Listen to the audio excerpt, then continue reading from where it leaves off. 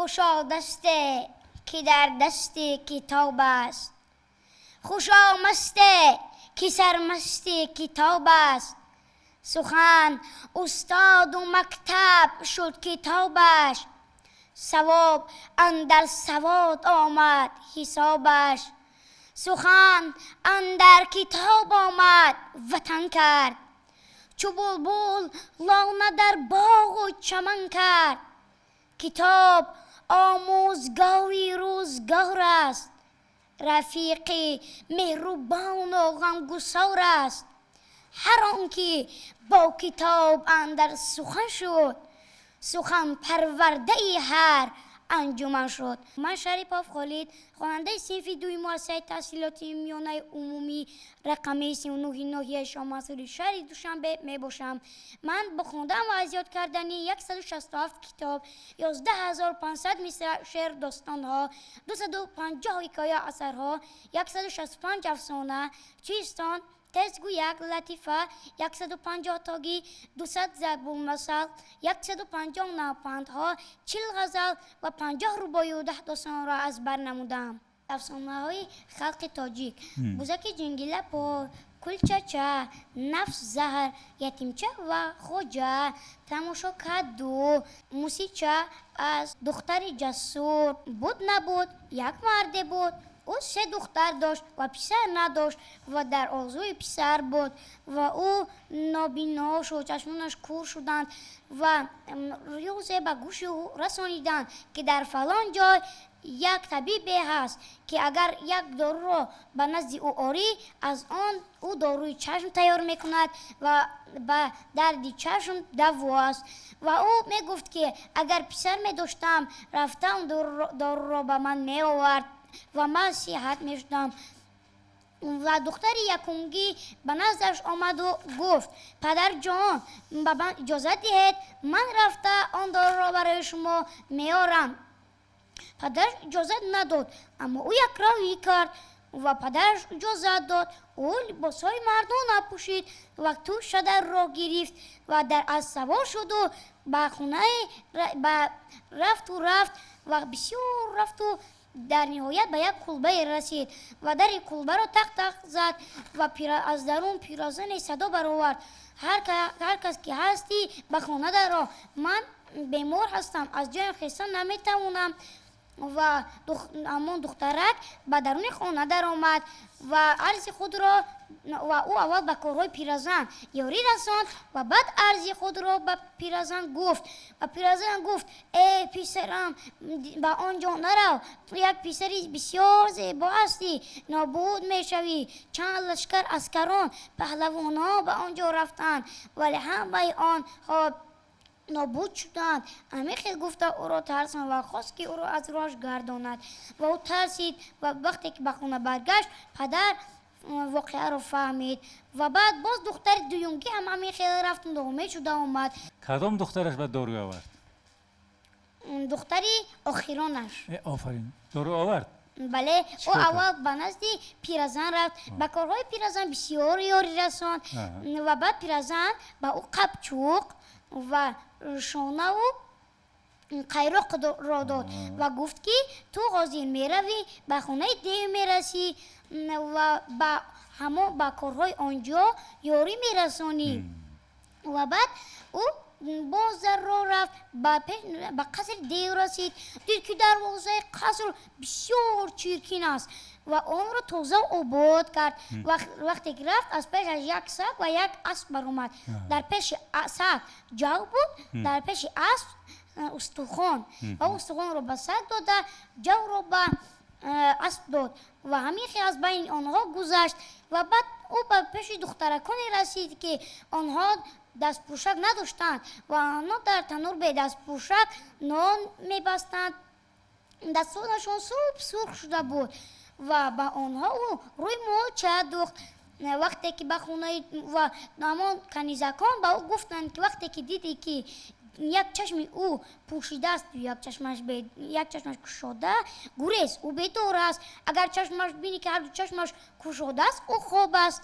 و او تخمی را در تگ بالشتش پنهان کرده است و او آهسته در آمده دید که چشمانش باز است و او در آمد تخمه ها را گرفت بیدار شد و از قفای او سور کرد و به کنیزکان گفت او را دارید. او گفت که نه ما نمیداریم، تو ما را مجبور میکردی که به روی ملچه نون بندیم. او به ما روی ملچه دوخت و بعد باز به سگ و اسب گفت او را دارید.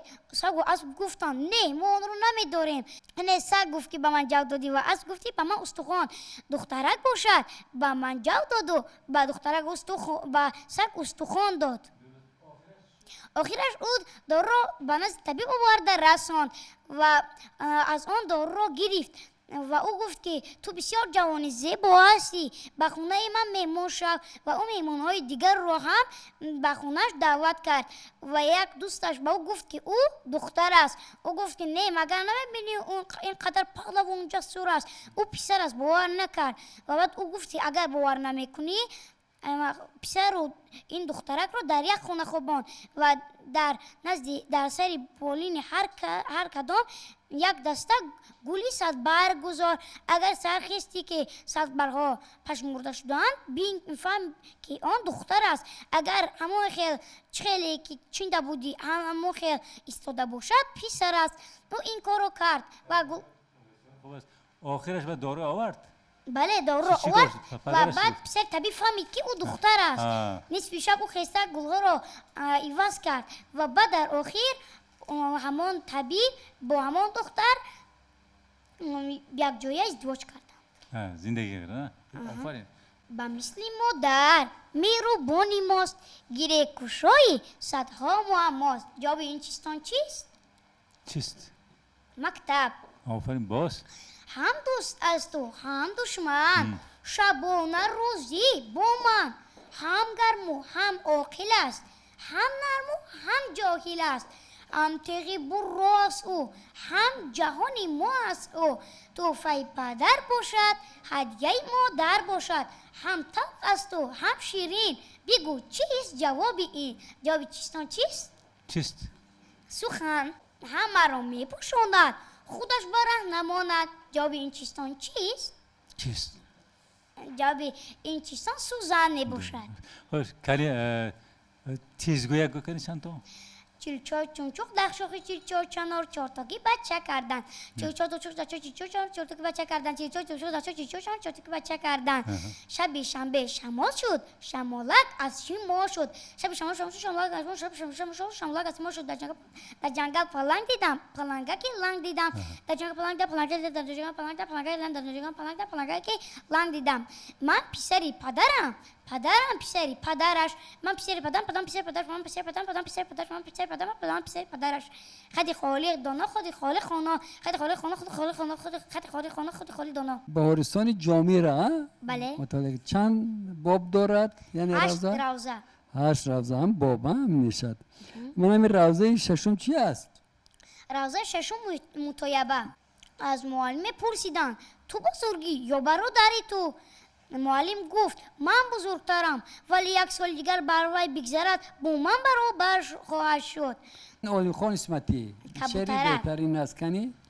بیزم بال و پر، بیا کبوترک، نشین که من به تو دهم دانی سرک. بگیر غذای خود، بخور تازه ترک. بپر زی دستی من از این برک با آن برک. مرا با جای دور مشو تو بیدرک. تشکر. همین 2 موشک شعری کی است؟ از اکابر شریفی. بسیار یک شعر خوب است در رادیو بچه کنی؟ 2 موشکی گرسنه آب و دانه میگفتند، ناگاه از کنج خانه کتابک بیافتند. این کتاب الف با انا بیا میخونیم، آخر چی میخونیم؟ الف با رو ندانیم. کتاب رو به مشخانه کشاله کرده بردن، با چنگک و کردی تیز پاره کردند و خوردند. تشکر. سیلاپرته از عبدالستار رحمان. کنی ها؟ با امان بازی کردیم، ما کمان بازی کردیم. بی اینجا گذر کرد، ایستاد و یک نظر کرد. گفت به ما چی بازی است؟ او بازی دیگر نیست. عالم که در فیغون است از دست این کمان است. ما از کمین بجستیم با هم کمان شکستیم. گفتیم زنده بادا صلح و صفای دنیا. عالم مدام امان باد بی تیر و بی کمان باد. بی جانم آمین گفت پس به ما آفرین گفت. تشکر. ادینه یتیم میماند. بله. خیر. در سن 12 سالگیش بله. از ارباب کمال چی می شود؟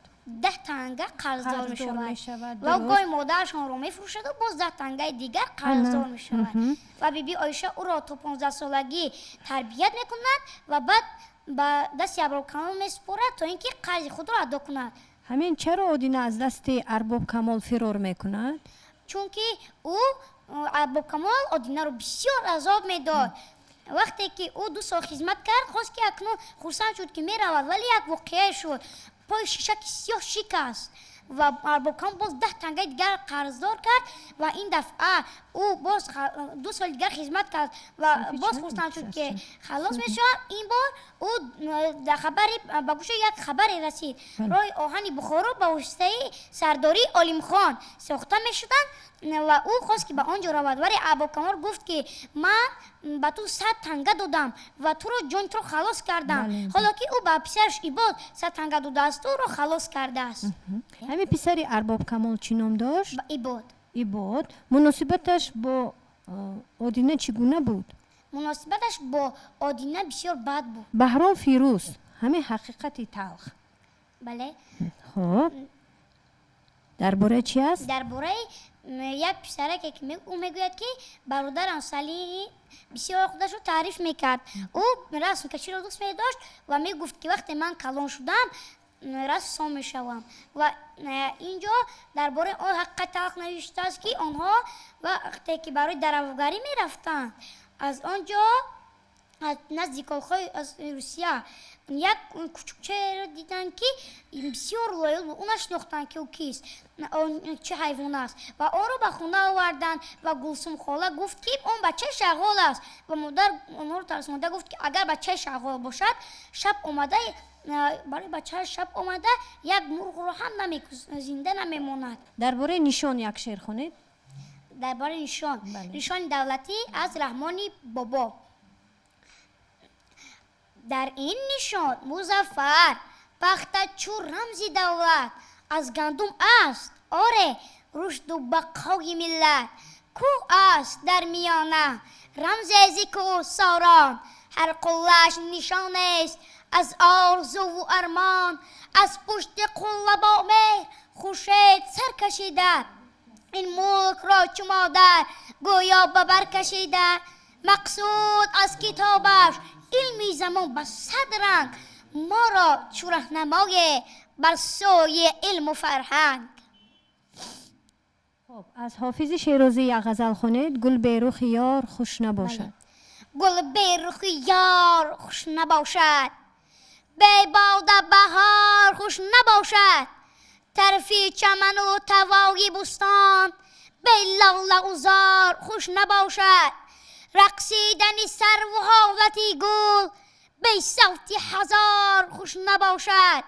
با یار شکر لبو گل اندام با بوس و کنار خوش نباشد. هر نقش که دستی عقل بندد جز نقش نگار خوش نباشد. جان نقد محقر است حافظ از بحر نثار خوش نباشد. من مسیبه و شکریه خواننده صنف 4 وی مؤسسه تحصیلاتی میانه عمومی رقم 20 ناحیه شاه منصور شهر دوشنبه می باشم. من زیاده از 8000 مصرع شعری، 400 شعر، 400 افسانه، 200 ضرب المثل، 50 معما، 100 لطیفه، 100 چیستان، 100 تزگویک و غیره ها را از بر نمودم. سلام پیشوا. سلام ای پیشوا مردی خدا داد بیکردی از سری نو کشور آباد. همه احسن همه خونیم احسن به آن فرزانه مادر کی تو را زاد. پی حفظی وطن از خواب ماندی گهی از دیده جای اشک راندی. ба садазму талоши заҳмати беш ватанро ба раҳи ваҳдат расондӣ.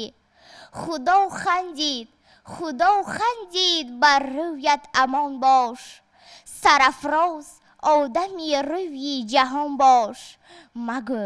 магӯ зинҳо рӯзе пир гаштам, ҳамеша пешвои тоҷикон бош. бале исмоили сомон ту ҳастӣ, шукӯҳи бахти нурафшон ту ҳастӣ. муборак ҷашни истиқлолу ваҳдат, ба қалби тоҷикистон ҷон ту ҳастӣ. Саъдии Шерозӣ. ҷавон ва гӯсфанд. рӯзе як писараке дар роҳ мерафт ва аз пасаш гӯсфанде мерафт, вале гӯсфанд бошад на бо банд баста буду, на бо ҳеҷ чиз. ва ҷавоне аз роҳ мегузашту онҳоро дид ва ба тарафи писарак рафту гуфт: ин чӣ сирест дар мобайни ту ва гӯсфанд? чаро гӯсфанд бе ягон банд аз қафои ту озодона роҳ мегардад? писарак бошад дар ҷавоб гуфт: дар ин ҷо ҳеҷ сире нест. гӯсфанди ман аз ҳамон гӯсфандҳое аст ки оддӣ мебошанд. агар хоҳӣ, ман ҳозир дар ягон ҷо пинҳон мешаваму гӯсфандам бошад, маро зуд меёбад. ҷавон нобоварона ба писарак нигарист. писарак бошад дар паси теппачае пинҳон шуд. гӯсфанд бошад бепарвоёна рафту писаракро ёфт. ҷавон дар ҳайрат монд. писарак бошад роҳашро бо гӯсфанди худ давом дод. нохост дар ин лаҳза ҷавон пурсид: хуб, ман дидам, қоил шудам. акнун бигӯй, ки чӣ сир аст дар мобайни ту ва гӯсфандат? ин сир ҳеҷ сире нест.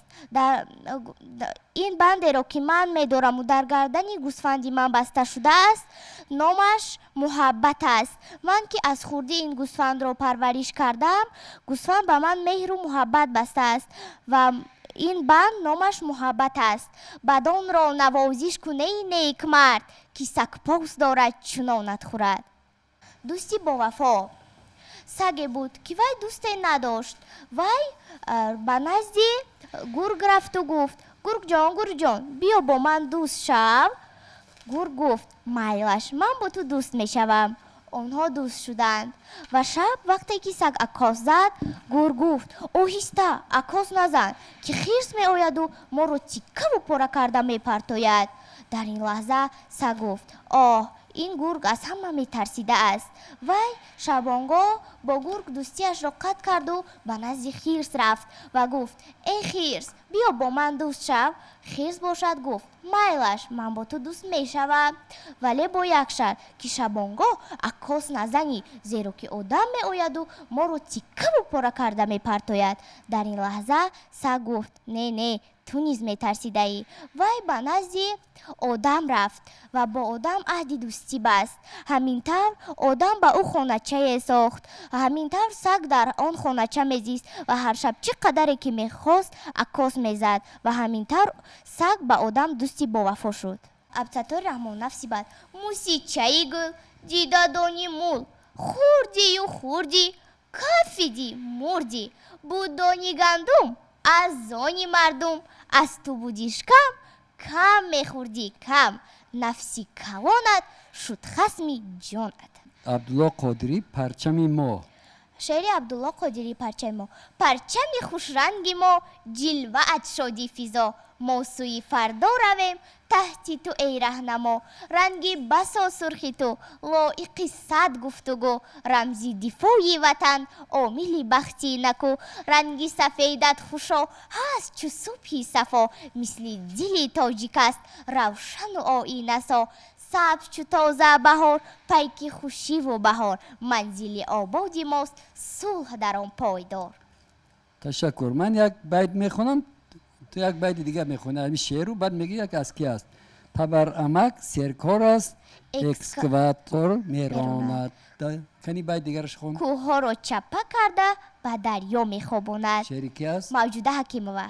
تشکر. بلند است از فلک شان معلم و جان بخش ما جان معلم. نباشد نعمتی در هر دو عالم حلال از پاره نان معلم. شعری کمال نصرالله، شان معلم. باد استقلال جاوید در فضای تاجیکستان. در دل من در دل تو هموطن چون عشق و درمان. شعری شهریه احتمزاد استقلال. فصل تابستان باز آمده است. ایامی خوش و ساز آمده است. شعری شعری که- اکابیر شریفی سرودی تابستان. نقص انا اینجا تو شعرهای خودم آوردی. خودم بله. شعر میگی ها؟ بله. تو یک شعر تخون. شکریه اکبرم دانش را میپرورم. مکتبی 20 میخونم.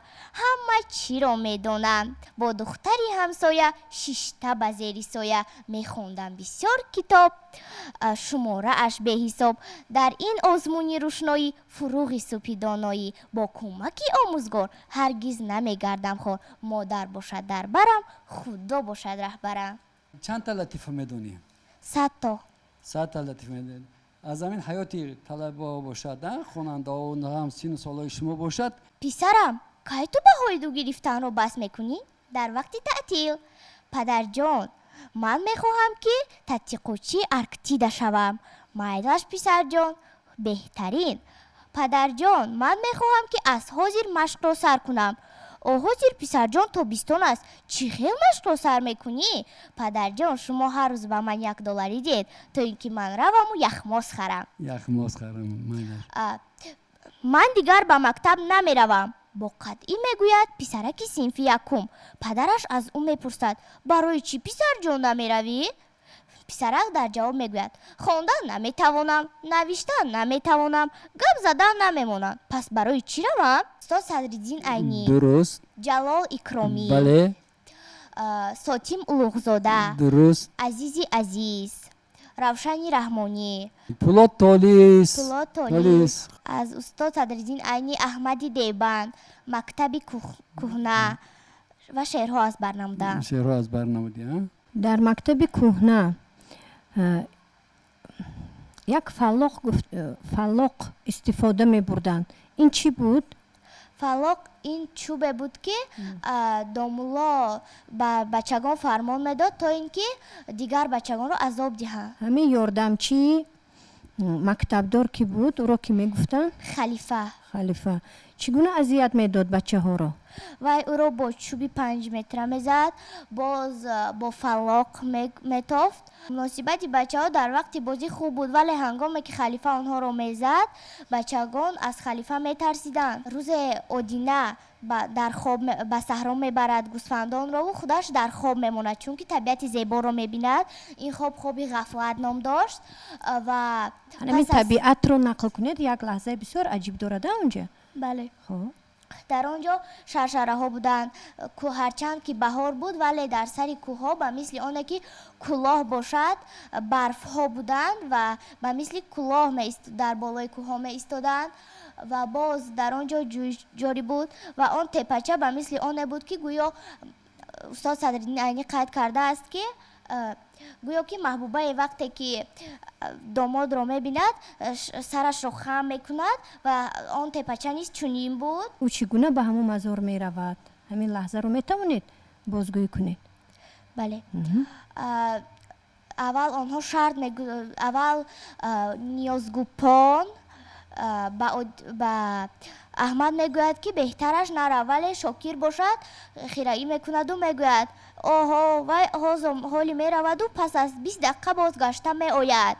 ولی چنین نشد. احمد به آنجا میرود و چیزی را که نیازگوپان به او گفته بود اجرا میکند و واقعا هم پس از 20 دقیقه میآید. در این لحظه از او میپرسند تو از جن و اجنه ها نترسیدی؟ و میگوید نه. و در آن لحظه و یک واقعه رو نقل میکند که پدرش به اون نقل کرده بود. به خاطر میآورد؟ بله. خب از افسانه های خلقی 4 شرط مهمانداری این کدام ها بوده است؟ مهمان را ما باید در خانه چنان نگاه داریم که وی در زندان نباشد. هر گونه خوراک ها رو به او پیشنهاد نکنیم، چون که در آنجا قید کرده شده است که اگر زیاد به او خوراک تکلیف کنی وی به تو میگوید که اگر خوراک زیاد خوری میکفی. برای همین این یکی از شرط ها می باشد. سومین شرط این است که رخت خواب مهمان باید از دیگران جدا باشد و تازه باشد. و چهارمین شرط این است که باید مهمان را با طبع بالیده پیشوازگیری. یعنی در عموم این افسانه درباره چی است؟ درباره طرز قبول مهمانداری. یعنی مناسبت با مهمان. عبدالله رودکی غزل. هر باد که از سوی بخارا به من آید، با بوی گل و مشک و نسیمی سمن آید، بر هر زن و هر مرد کجا بروزد آن باد، گویی مگر آن باد همه از خوتن آید، نی نیزی خوتن باد چنین خوش نوزد هیچ، کان باد همه از بری معشوق من آید. ای ترکی کمر بسته چنانم زی فراقت، گویند قبای تو مرا پیرهن آید. هر شب نگرانم به یمن تا تو برایی، زیرا که سهیلی و سهیل از یمن آید. کوشم که بپوشم صنم و نام تو از خلق، تا نام تو که در دهن انجمن آید. با هر کی سخن گویم اگر خواهم وگر نی، اول سخنم نام تو اندر دهن آید. شما یک پاره میتونید بخونید؟ بله. آغاز داستانی سهراب. کنون رزمی سهراب و رستم شنو، دیگرها شنیدستی این هم شنو. یکی داستان است پرآبی چشم، دلی نازک از رستم آید به خشم. اگر تند باده برآید ز کنج، به خاک افکند نارسیده ترنج. ستمکار خانه مشعر دادگر، هنرمند دانه مشعر بی هنر. اگر مرگ داده است بیداد چیست، زیداد این همه بانگ و فریاد چیست. از این راز جان تو آگاه نیست، بدین پرده اندر تو را راه نیست. همه تا دری آز رفته فراز، به کس وا نشد این دری آز باز. تشکر به شما.